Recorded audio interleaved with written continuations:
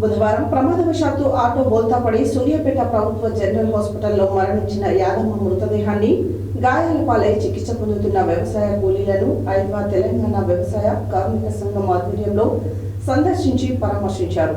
ఈ సందర్భంగా మల్లు లక్ష్మి మాట్లాడారు.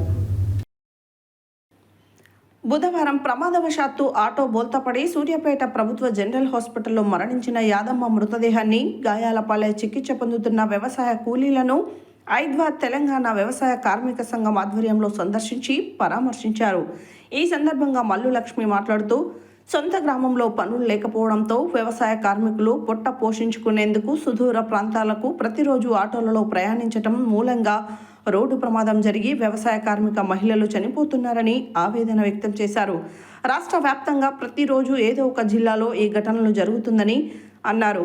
ఉదయం 4 గంటలకు నిద్రలేచి 6 గంటలకే రైతుల భూముల్లో కూలి పని చేసుకొని రాత్రి వచ్చే వరకు 7 అవుతుందని రెక్కల కష్టం మీద ఆధారపడి జీవిస్తున్న వ్యవసాయ కార్మికులు రోడ్డు ప్రమాదాల మూలంగా చనిపోతున్నారని, ఈ మరణాలు ప్రభుత్వ హత్యలేనని అన్నారు. ప్రభుత్వం కూలీలకు సొంత గ్రామంలో ఉపాధి కల్పిస్తే ఇలాంటి ప్రమాదాలు జరిగేవి కాదన్నారు.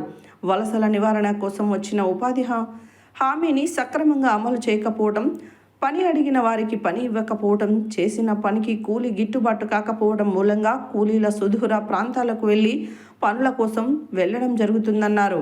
ఈ కార్యక్రమంలో ఐద్వా రాష్ట్ర అధ్యక్షురాలు అరుణ జ్యోతి, రాష్ట్ర సహాయ కార్యదర్శి ఆశాలత, తెలంగాణ రైతు సంఘం రాష్ట్ర నాయకులు మల్లు నాగార్జునారెడ్డి, ఐద్వా జిల్లా ప్రధాన కార్యదర్శి మధ్యల జ్యోతి తదితరులు పాల్గొన్నారు.